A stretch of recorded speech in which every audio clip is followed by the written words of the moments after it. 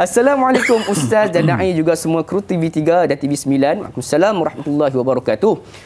Bagaimanakah diet yang seeloknya untuk kita contohi Rasulullah sallallahu alaihi wasallam? Apakah diet Rasulullah dengan hanya memakan kurma sahaja? Mohon pencerahan Ustaz. Terima kasih. Jadi Ustaz, bila mana dah dekat-dekat dengan bulan Ramadan ni, selalunya kita akan dengar satu iklan tu yang memfokuskan kepada kurma. Bagaimana Ustaz? Silakan. Terbantu. Okey. Baik. Assalamualaikum warahmatullahi wabarakatuh.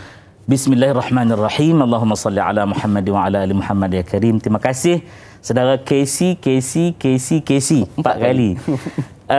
Beliau bertanya berkenaan dengan diet yang seelok-eloknya kita contohi Rasulullah. Adakah cukup dengan Rasulullah makan kurma? Baik, begini jawapannya. Jika kita melihat kepada hadis, kita kena belajar ilmu dia. Antaranya ialah sababul wurud hadis tersebut. Bagaimana sebab-sebab periwayatan dia. Kalau kita lihat Quran, ada asbabun nuzul ataupun sya'nun nuzul, sebab turun ataupun tujuan turun.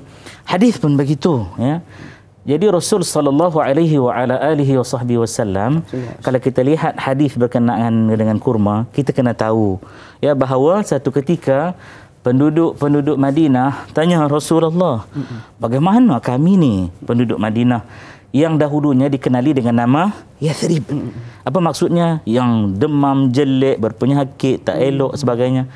Maka Nabi kata, sesiapa man, Nabi kata, siapa-siapa pun yang makan 7 biji tamar, ya, setiap hari dia tak tinggal, maka orang itu dia tidak akan mendapat dua benda. Pertama, dia tidak akan mendapat penyakit, kemudaratan. Yang kedua, dia tidak akan terkena sihir.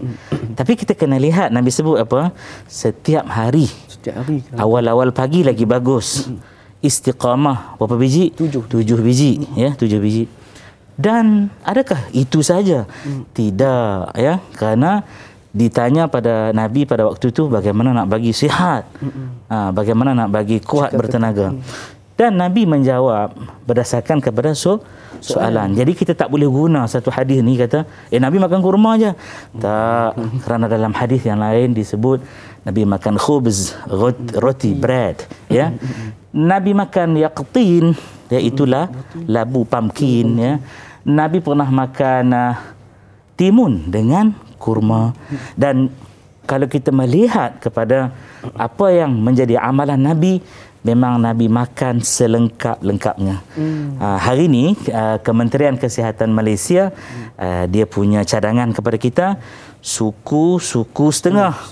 Apa yang suku pertama? Bukan 3 suku tau. Suku yang pertama adalah protein laut atau darat. 1/4 yang kedua adalah karbohidrat, nasi.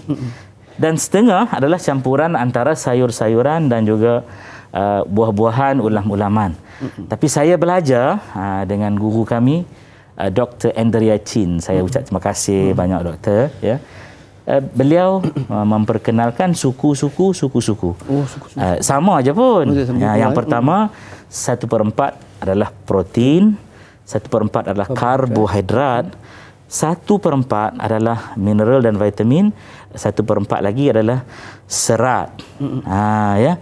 Dan amalan tersebut Nabi buat dengan penuh lengkap. Jika kita kaji, antaranya dalam kitab Syama'il Muhammadiyah saya ada bawa ni. Kita bawa yang mudah supaya masyarakat tak keliru. Kalau kita nak buka naskah Arab tu jenuh baca juga, jenuh syarah.